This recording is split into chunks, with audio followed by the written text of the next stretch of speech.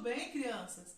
Acredito que estejam todos bem, ansiosos, assim como a tia, né? Para voltarmos às nossas aulas, sairmos de casa, ir para a escola, né? Mas, para isso, vamos ter que ter alguns cuidados, né? Vamos precisar continuar seguindo as regras, cuidar, né, de nós e do próximo, né? Para que na próxima semana estejamos juntos aqui na escola, lá na escola, né? Hoje a tia está gravando em outro ambiente, mas na próxima semana já vamos nos reencontrar lá na escola e vai ser muito bom. Mas seguindo todas as orientações e regras necessárias para isso, não é? Se tudo correr bem, como a gente está pensando, semana que vem a gente se vê lá na escola, nos reencontraremos novamente e recomeçaremos tudo de novo com muita alegria, com muita vontade, né? Porque precisamos concluir esse ano os nossos estudos, né? E para isso precisamos retornar às nossas aulas. Então, na semana anterior, a tia deixou para vocês uma atividade no caderno, não foi? Falando sobre o assunto do livro. E aí, ficou para vocês fazerem lá essa atividade no caderno, que era para vocês escolher um animal em extinção, desenhar ou colar um desenho desse animal e preencher a ficha com os dados desse animal. Que seria o quê? Vocês iam colocar para ti o nome popular desse animal, né, como ele é conhecido, e o nome científico desse animal. E o motivo da extinção desse animal e uma curiosidade desse animal. Vocês iam colocar lá para a tia, cada um do seu jeito, né? Porque isso aqui cada um tem o seu, ia escolher um animal que achasse interessante. É uma resposta pessoal, né? E que a tia vai dar uma olhadinha aí quando a gente voltar às nossas aulas. E aí a tia deixou para vocês um diagrama para vocês encontrarem 5 animais em extinção. Moleza, né? A tia deixou umas atividades aí, molezinha, para vocês. E aí eu vou postar para vocês lá no grupo, né, o diagrama, mas a gente encontrou aí o tamanduá, encontramos ariranha, arara, jacaré e guará, né, que seria o lobo-guará. Esses são os 5 animais em extinção que a tia deixou para vocês encontrarem no diagrama, certo? E aí, eu quero que vocês peguem agora o livro de ética, porque a gente precisa fazer uma correção. Lá na página 33, pega aí pra tia o livro, lá na página 33, se eu não me engano, nós ficamos com essa atividade para responder. Eu não me lembro muito bem. E aí, mas de qualquer forma, vamos fazer novamente, que aí a gente dá continuidade, tá ok? Vamos lá? Página 33, a questão 4. Continue a frase fazendo a correspondência correta. Predador é quem constrói prédios, quem controla o tráfico de animais ou quem destrói outro ser. Isso, tia, predador é quem destrói outro ser. Então, vocês vão fazer uma ligação aí para a tia. Na questão 5, baseando-se na resposta acima, responda as perguntas abaixo. Na letrinha A Amazônia está sendo vítima de predadores não naturais. Por quê? Porque os caçadores e os compradores gananciosos não têm nenhuma ética, né? Essa seria uma sugestão para vocês. Letra B. Porque o ser humano é considerado o maior predador entre os seres vivos? Por causa da agressão à natureza, sem o menor cuidado ou consciência de que o planeta inteiro sofre as consequências. Essa seria também uma resposta para vocês colocarem aí. Na questão 6, a consciência de cidadania planetária é rara. Por isso, o ser humano age muitas vezes de maneira irresponsável, causando um grande mal a ele mesmo. Por que é difícil controlar a ação do ser humano contra a Amazônia? Por que, crianças?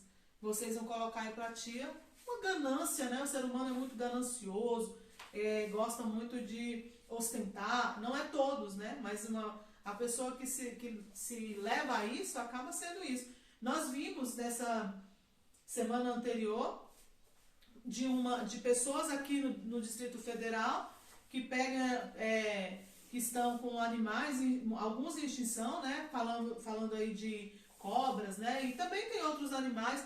Por ganância, as pessoas estão maltratando esses animais. A gente viu aí, quem acompanhou, viu animais maltratados, cobras machucadas. Eu tenho pavor de cobra, né? Diga-se de passagem. Mas pessoas que estão aí, cobras que vieram de outros países, aqui no Brasil ainda nem existe antídoto para a pessoa que for mordida por essas cobras. Se forem mordidas, não vão ter suporte, porque aqui no Brasil ainda nem vacina contra isso não tem. E tem pessoas que estão, não sabemos como, mas estão conseguindo trazer, né? E estão mantendo esses animais em cativeiros de forma bem desagradável, né? Maltratando os animais. Passou no jornal pessoas maltratando os animais.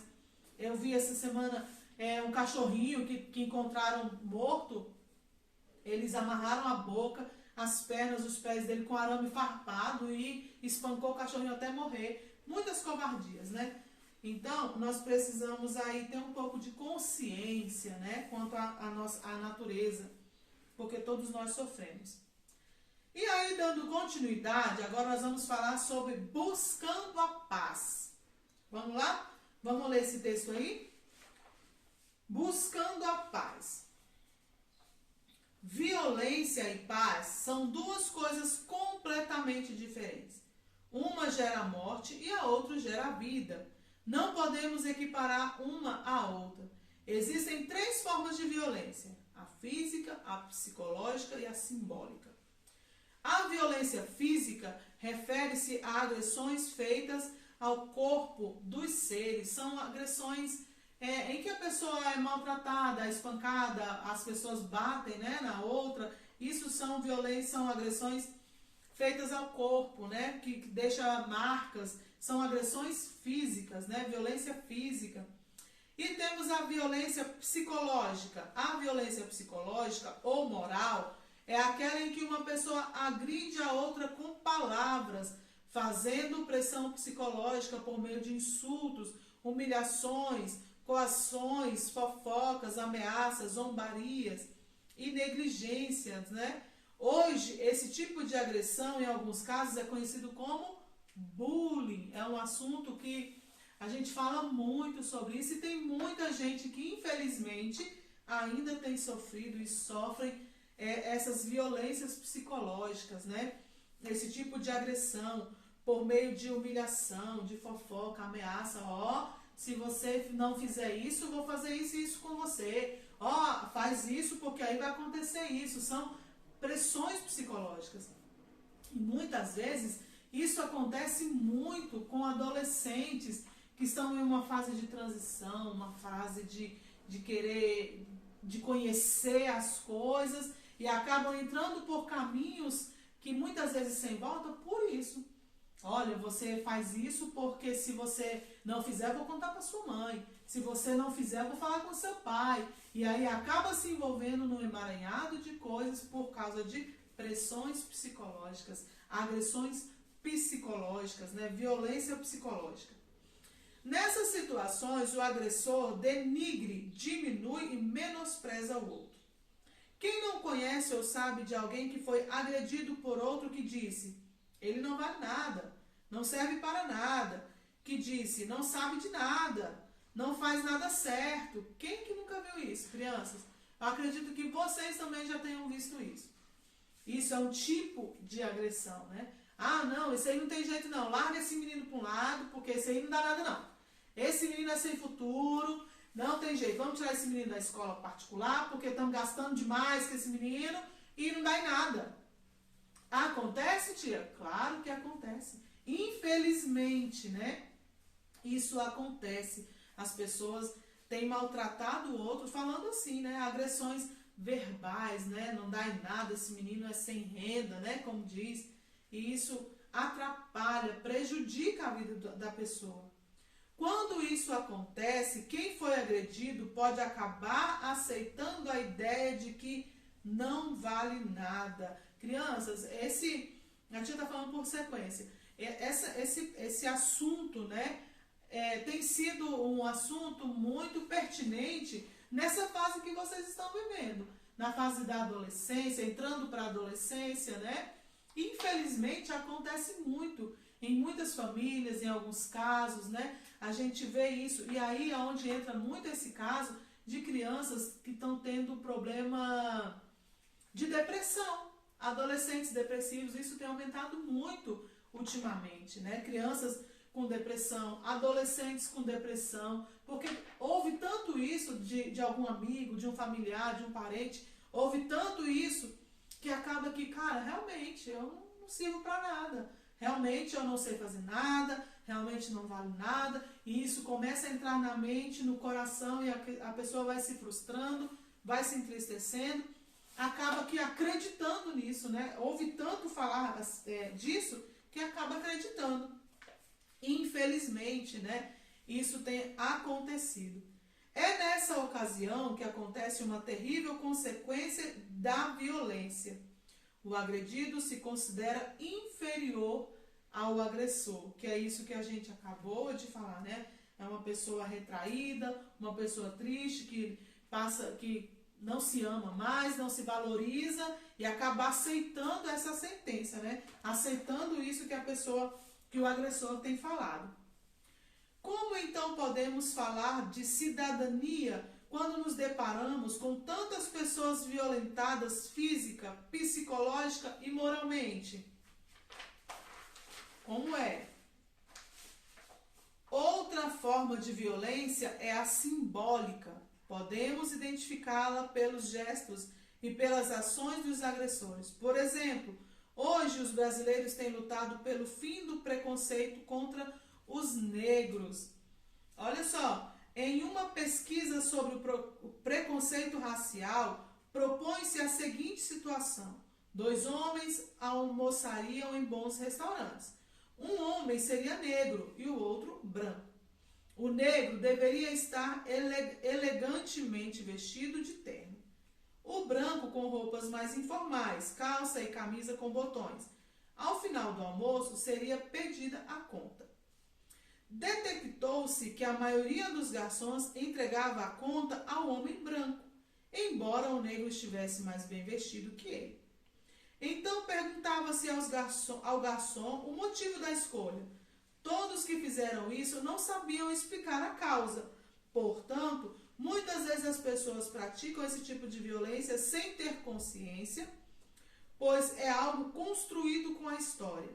Mas isso é, na verdade, uma tentativa de explicação e não justifica a atitude preconceituosa. Podemos então concluir que a violência está diretamente ligada às atitudes das pessoas e que podemos revertê-las em busca de uma cultura de paz. Assim, desejamos a todos muita paz. Crianças, esse assunto, vocês têm visto, assistido televisão, têm visto jornal, né? E como isso tem vindo à tona nesses últimos dias, nesses últimos meses, né? Vimos aquele caso nos Estados Unidos, aqui no Brasil, várias manifestações, né? Por causa de agressões aos negros, por causa de palavras, né? Então as pessoas têm manifestado contra esse tipo de atitude. As pessoas têm olhado para a cor da pessoa, né? Como a gente viu aqui nesse texto, como se a pessoa branca fosse mais importante do que o negro, mesmo ele estando mais bem vestido, né? Como fala aqui no texto, ele estava bem vestido, bem arrumado, o outro estava bem vestido também, mas de uma forma mais simples. Mas por causa da cor, as pessoas se dirigiam a ele. Isso é uma forma preconceituosa de tratar as pessoas e nós precisamos sim lutar contra isso. Não é assim que vamos encontrar a paz que precisamos. Não é discriminando o outro, não é maltratando o outro. Nós somos todos iguais, né? Então, temos o mesmo valor, independente de como a gente fala, da cor, da crença, da raça, somos todos iguais. Deus olha para nós de forma igual, não tem distinção de cor, né? Para Deus somos todos iguais e para a sociedade precisa entender, nós precisamos entender que a cor da pessoa não pode afetar na pessoa em si, né? Isso são preconceitos que devemos sim lutar contra. E aí, nós temos uma atividade para fazer, temos também aí um outro textozinho que fala sobre a paz perfeita. A tia vai ler esse texto com vocês e aí eu vou deixar para vocês fazerem a atividade da página 35, tá bom? E da página 36, para a gente corrigir na próxima semana, tá bom? Vamos ler aí o texto. A paz perfeita. Havia um rei que ofereceu um grande prêmio ao artista que fosse capaz de captar em uma pintura a paz perfeita. Foram muitos os artistas que tentaram. O rei observou e admirou todas as pinturas, mas houve apenas duas de que ele realmente gostou e teve que escolher entre ambas. A primeira era um lago muito tranquilo. Esse lago era um espelho perfeito, onde se refletiam umas plácidas montanhas que o rodeavam. Sobre elas encontrava-se um céu muito azul com tenues nuvens brancas. Todos os que olharam para essa pintura pensaram que ela refletia a paz perfeita. A segunda pintura também tinha montanhas, mas essas eram escabrosas e estavam despidas de vegetação. Sobre elas havia um céu tempestuoso do qual se precipitava um forte aguaceiro com faíscas e trovões. Montanha abaixo parecia retumbar uma espumosa torrente de água. Tudo isso se revelava nada pacífico. Mas quando o rei observou mais atentamente, reparou que atrás da cascata havia um arbusto crescendo de uma fenda na rocha. Nesse arbusto encontrava-se um ninho. Ali no meio do ruído da violenta camada de água estava um passarinho, placidamente pousado no seu ninho. Paz perfeita. Qual pensas que foi a pintura ganhadora? O rei escolheu a segunda. Sabes por quê? Por quê? Explicou o rei. Paz não significa estar em um lugar sem ruídos, sem problemas, sem trabalho árduo ou sem dor. Paz significa que, apesar de se estar no meio de tudo isso, permanecemos calmos no nosso coração. Esse é o verdadeiro significado da paz. Crianças, serve para nós hoje. Em meio a tudo isso que estamos vivendo, todo esse desespero no mundo, toda essa pandemia mundial, tudo que está acontecendo, nós não nos desesperamos. Isso quer dizer, temos paz em nosso coração. A gente acredita que está tudo bem, está todo mundo desesperado, desabando, e a gente tem paz no nosso coração. Está tudo bem, né? Tudo vai dar certo. Isso é o que nós acreditamos, né? Precisamos manter essa paz, manter essa calma no nosso coração. Então, para vocês fazerem para tia, página 35, as questões de 1 a 5, tá bom? E página 36, as questões 6 e 7, que nós corrigimos na próxima aula. Se tudo correr bem, como a tia disse lá no início, nos reencontraremos na próxima semana. Querendo Deus, a gente faz aí, então, essa atividade juntinhos em sala de aula, tá bom? Beijo para vocês, ó, e até semana que vem. Beijo!